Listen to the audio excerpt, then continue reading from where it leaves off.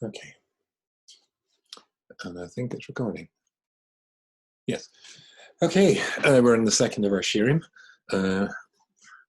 facing the difficult times we're going through. One of my books is called That's Life, and it's based on a famous statement of the Kotzker Rebbe, the great Hasidic master, who said that every Jew has to believe in three things. A Jew has to believe firstly in Hashem. A Jew has to believe in the Jewish people. And a Jew has to believe in himself or herself. And indeed, that is life. You have to have these three crucial components in order for a life to be called, from a Jewish perspective, a life, to be a life. So this series is focusing really on the Shaar HaBetochon, and which, if you remember last night, Gedolim had said that's a particularly appropriate book, safer for us to be looking at. And we started in the Psicha, the introduction to the book last night. If we move on a little bit in the book, oh, incidentally, for those who are in our community, this is my translation. It's called Refuas Lev of the Shaar HaBetochon, which has a commentary, a new translation, and notes in it. There's for anybody who would like a copy, you can come to me. There's a $5 discount for people in our community, and if anybody, because a lot of people in our community are unable to generate a lot of income at the moment. A lot of people have been temporarily, hopefully, laid off. So if anybody wants one and can't afford, then you can have one, and then one day when your income kicks in, I'm sure you'll pay me. So anyway, in this book here, the beginning of the Psicha, then the author of the Shaar HaBetochon, of the Shabbat Option, then he says he wants to compare and contrast somebody who has Betochon in Hashem. Remember last night we translated that as certainty in Hashem. He wanted to contrast and compare that to somebody who was an alchemist. It's a famous piece of the book. An alchemist is somebody who was believed to be able to turn base metals like lead or iron into gold. And one, he says, would think that if you could do that, then the world would be your oyster, and you would have nothing to worry about at all. And he goes through various analyses of how if you had all of those abilities, it would still be nothing compared to somebody who has certainty in Hashem. So in the sixth of the elements in which he wants to contrast and compare, he says the following thing: the sixth weakness of the alchemist that is absent in a Baal Betochon, somebody with certainty in Hashem, is that since he's not immune to sickness and pain, this cancels out the enjoyment generated from his wealth. And indeed, if you've known any super rich people, and I have, you will find, if you really get to know them, particularly if the wealth is generated by inheritance, inherited wealth, then they're generally not very happy people. And if you can have all the wealth in the world, but along could come an illness. There was a famous musician you may have heard of from a group called the Beatles. It's called Paul McCartney, and his wife, who was Jewish, it's called Linda McCartney, and she got breast cancer. And she passed away. And that gave everybody a shock, because he is a very rich man. So he could buy the very best treatment. But lots of money doesn't guarantee that when illness comes along that you won't be vulnerable to it. But he writes, I'm reading my translation, one who is certain in his trust in Hashem is sure that no sickness or pain will come to him from heaven unless it too is ultimately for his good. And it may be to create atonement for past sins, it may be to increase reward in the world to come. And he goes through a whole load of examples for this. Now, in one of our sessions, in fact, Thursday night session, we're going to be dealing with this when Hashem seems to be behaving unfairly. This is the classic side of Irala. We'll deal with that because he deals with that, and we'll jump to the third chapter for that. But certainly this idea that when Jews are faced with illness, that having a perspective of Betochon can help us through that as well. Okay. And if we're looking to see exactly how that would help us, then Jews should inevitably, when we're really looking for reassurance and building certainty in God and seeing what that will add to us and give to us, we should know we'll never do any better than looking at Jewish women. And I want to remind you what the famous story of the Gemara in Saita and Daf Yud Beis Amud Aleph, and it tells a story about Miriam. the Jewish people are faced with an appalling situation where all the boy children are being killed by Paro. And of course, her father, Avram Avinu's father, not yet born, says that why should we bring children into the world to suffer this fate? And he divorces his wife. So Amram divorces Cheved, and Miriam turns around and famously says to her father, your decree is worse than the decree of Pharaoh. Pharaoh is only decreed against the boys, you decreed against the boys and the girls, and predicts that there's going to be a boy born from him who's going to save the Jewish people. So even as a young lady, as a little girl, she was a Neviah, she was a prophetess, and Miriam has confidence and says, you should remarry my mother, and he does, and everybody else does, and children are brought into the world, even though many of them will be killed as a consequence. Many of the boys will be killed as a consequence, but Moshe is born. And in the big picture, which we never ever see, in the big picture, and then of course there is the Exodus, which we're rushing to celebrate in just a couple of weeks' time. Okay. But when I was in our shul just a couple of weeks ago, I saw something else, which, and I know I've seen this before, but suddenly it just struck me. When the Jewish people, when there is a happy ending, and the Jewish people go out and they cross the Red Sea, the Egyptian army incredibly follow them, as we said last night, are drowned. Then Oz, Yoshir, Moshe as a Shaar HaBetochon, and Moshe sings the song, he repeats the verses, he says the verses, the Jewish people repeat them after him, and then it says Miriam goes out and she sings a song of praise to Hashem too. The role that Moshe occupied with reference to the men, the Rebbe of Klal Yisrael, Miriam occupied with reference to the women, the Rabbinate of Klal Yisrael. But there's a difference. There's a difference between the two singing of the songs, and the two differences are remarkable. And this is what Rashi says, and it just struck me this year, embarrassingly for the first time. When the Jewish women go out, they take musical instruments, tuf and various other things, to accompany them. And Rashi says, where did they get the musical instruments? He says, well, they took them with. They took them with because the women were absolutely and totally confident that there was going to be a deliverance, there was going to be a salvation, old-fashioned word, but they were going to be saved by Hashem. And they would need to sing songs thanking him, and that's why they brought musical instruments. The men didn't, but the women did. Because women, even in the toughest of times, and after all, it was their children who were being killed at the time, they have a degree of emunah and betochen which men simply have to aspire to. When I wrote I'm writing a new book actually about women at the moment, Jewish women, and when I wrote the chapter on Miriam, the idea is to take classic tzedekahs, don't think there is such a word, from Tanakh and all in our history, and explore aspects of the life that perhaps people aren't quite so aware of, and then find a contemporary person, a contemporary woman, who manifests the same midas. So again, how do we start off? You've got to believe in three things. You've got to believe in Hashem, and you've got to believe in Klal Yisrael, and you've got to believe in yourself. So that's what I'm really trying to say.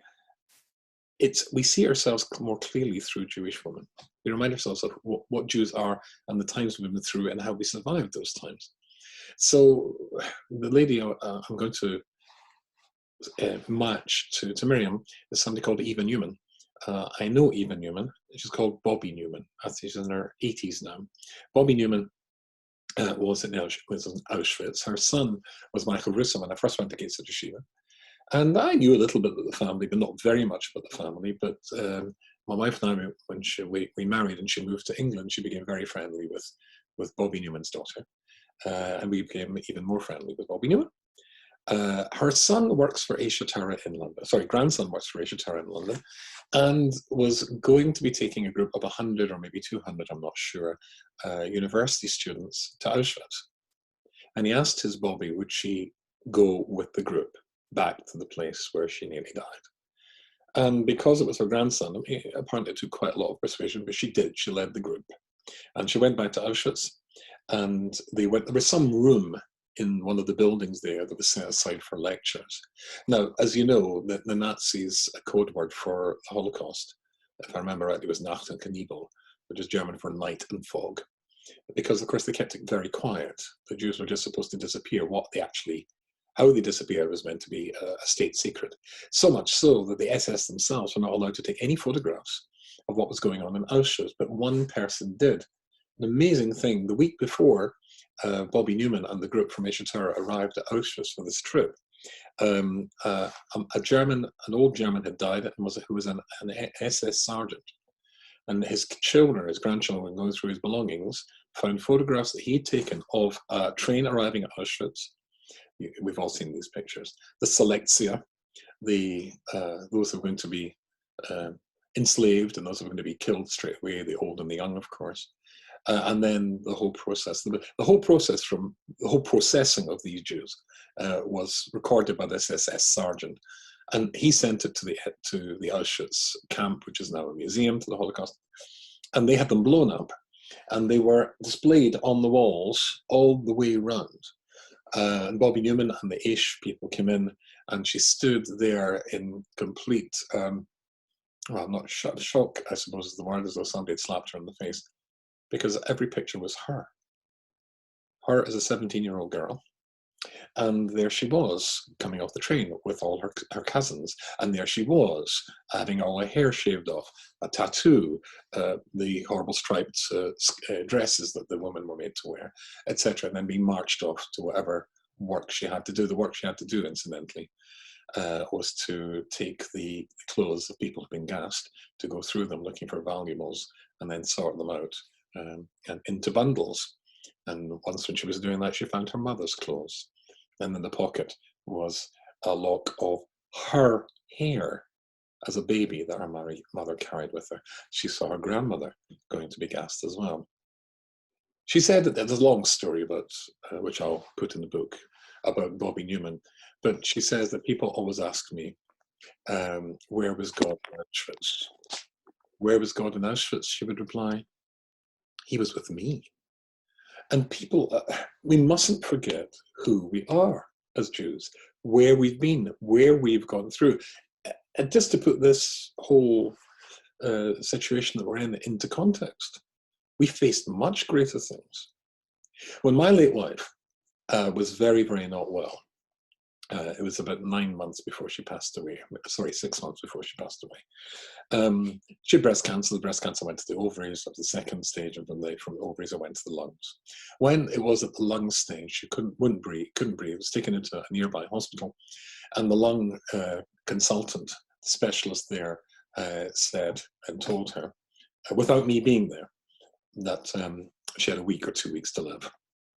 I got a message to come to the hospital that the doctor had given her bad news, and I went rushing down. I thought it was the results of some test, only to be told that the doctor, who was waiting there with her, and his staff, and my late wife, and she said, he's told me a humdinger, I remember was the phrase, and that she was only given 1 or 2 weeks to live, and they were going to be very kind about helping her to die. So they left us alone, and I have to tell you, it was one of the most horrific episodes of my entire life. We were both in deep shock. Anyway, so then when I recovered sufficiently, I got in touch with our MD, who was a friend, and I said, you could tell this guy to go back in here and unsay what he said. I contacted our consultant oncologist at the cancer hospital, who was become a real friend. He unsaid it. The doctor came back and said he'd spoken to the cancer specialist, maybe he got it wrong, but once you throw in the towel, it's hard to pick it up. Well, my late wife was transferred to the cancer hospital. When they saw how poorly she was there, one of her oncologist's staff said, I'm not sure that he realized how bad she was. They looked as though they were throwing in the towel. Anyway, she was put in one of their rooms, an oxygen mask, etc., etc. And one of my sons, I have a son called Elioli, as it was a big Talmud Chacham. He had a great idea, Ramatasiel Solomon. And Ramatasiel Solomon spoke at our wedding. I had known him for over 45 years. And the great idea was to get him to phone my wife. Eventually, he phoned my cell phone. He'd been trying to phone her bedside phone. He told me 14 times. The phone rang, and he said, Yehuda Yoina, Mr. Ramatasiel, I've been trying to 14 times he tried to get through. And let me speak to your wife. I said to my late wife, it's for you. She said, who is it? And I said, it's for you. And I just passed it to her, and then her spoke to her.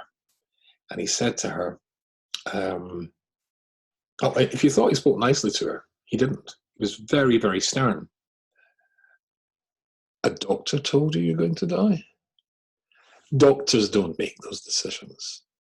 Don't forget who you are, he said to her. Don't forget who you are. And then he spoke nicely to her.